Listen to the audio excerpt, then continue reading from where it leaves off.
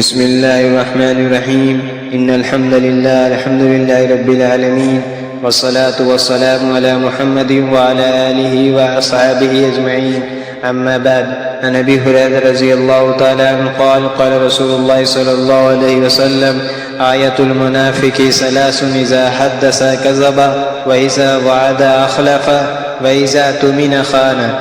حضرت ابو ہریرہ رضی اللہ تعالیٰ عنہ سے روایت ہے کہ اللہ کے رسول صلی اللہ علیہ وسلم نے ارشاد فرمایا، منافق کی تین نشانیاں ہیں، جب بات کرے تو جھوٹ بولے، جب وعدہ کرے تو اس کی خلاف ورزی کرے، اور جب امین بنایا جائے تو خیانت کرے۔ رسول اللہ صلی اللہ علیہ وسلم نے اپنی تعلیم میں جن اخلاق حسنہ پر بہت زیادہ زور دیا ہے اور جن کو لازمہ ایمان قرار دیا ہے، ان میں سچائی، ایفائے عہد اور امانت داری کو خاص اہمیت حاصل ہے۔ اس کے برعکس جھوٹ، عیش شکنی اور خیانت کو بدترین گناہوں میں شمار کیا گیا ہے۔ ہر سلیم الفطر انسان کو ان عادتوں سے گھن آتی ہے۔ اس حدیث میں بھی ان کو نفاق کی نشانیاں بتایا گیا ہے۔ حقیقی اور اصلی نفاق انسان کے جس بدترین حالت کا نام ہے، وہ تو یہ ہے کہ آدمی نے دل سے تو اسلام نہ قبول کیا ہو، لیکن کسی وجہ سے اپنے کو مومن و مسلم ظاہر کرتا ہو۔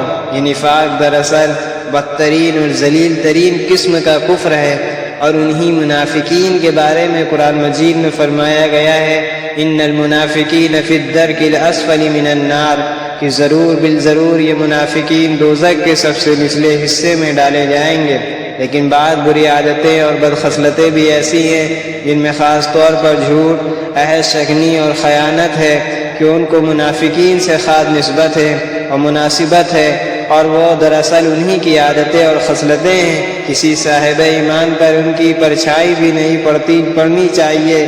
اب اگر کسی مسلمان میں ان میں سے کوئی عادت ہو تو یہ سمجھا جائے گا کہ اس میں یہ منافقانہ عادت ہے۔ الغرض ایک نفاق تو ایمان و عقیدے کا نفاق ہے جو کفر کی بدترین قسم ہے، لیکن اس کے علاوہ کسی شخصیت کے طور طریق اور اعمال کا منافقانہ ہونا بھی ایک قسم کا نفاق ہے۔ اور ایک مسلمان کے لیے جس طرح یہ ضروری ہے کہ وہ کفر اور شرک اور اعتقادی نفاق کی نجاست سے بچے، اسی طرح بھی ضروری ہے کہ منافقانہ سیرت، منافقانہ کردار، عمل کی گندگی سے بھی اپنے کو محفوظ رکھے۔ اللہ تعالیٰ ان منافقانہ خصلتوں سے ہماری حفاظت فرمائے، آمین۔ وآخر دعوانا الحمد للہ رب العالمین۔